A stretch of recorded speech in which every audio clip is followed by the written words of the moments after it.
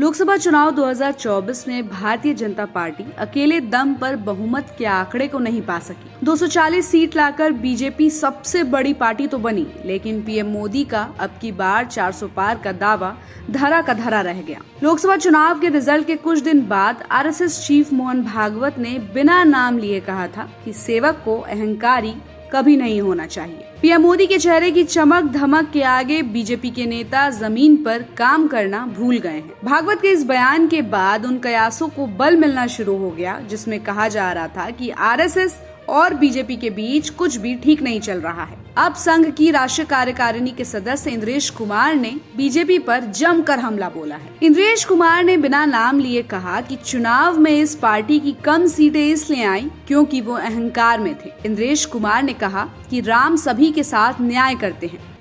2024 के लोकसभा चुनाव में क्या हुआ? जिन लोगों ने राम की भक्ति की थी, लेकिन उनमें अहंकार आ गया, इसलिए जिन लोगों को सबसे बड़ी पार्टी बनना था उनको पूरा हक मिलना चाहिए था। जो शक्ति मिलनी चाहिए थी वो नहीं मिली।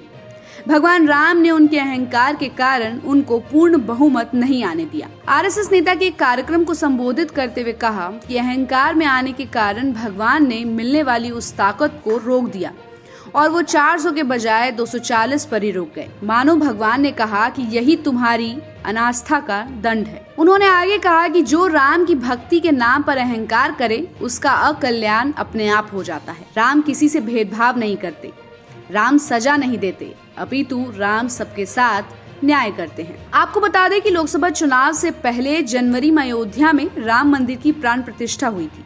भारतीय जनता पार्टी ने इसे चुनाव में मुद्दा बनाने का प्रयास किया, लेकिन नतीजे बिल्कुल इसके विपरीत आए। अयोध्या से भी बीजेपी उम्मीदवार को सपा ने हरा दिया। इस चुनाव में बीजेपी की पिछले चुनावों की तुलना में सीटें कम हो गई। 2 लोकसभा चुनाव के बाद बीजेपी अपने दम पर बहुमत का आंकड़ा छू भी नहीं पाई। आपको बता दें कि इंद्रेश कुमार से पहले संघ प्रमुख मोहन भागवत की टिप्पणी सामने आई थी।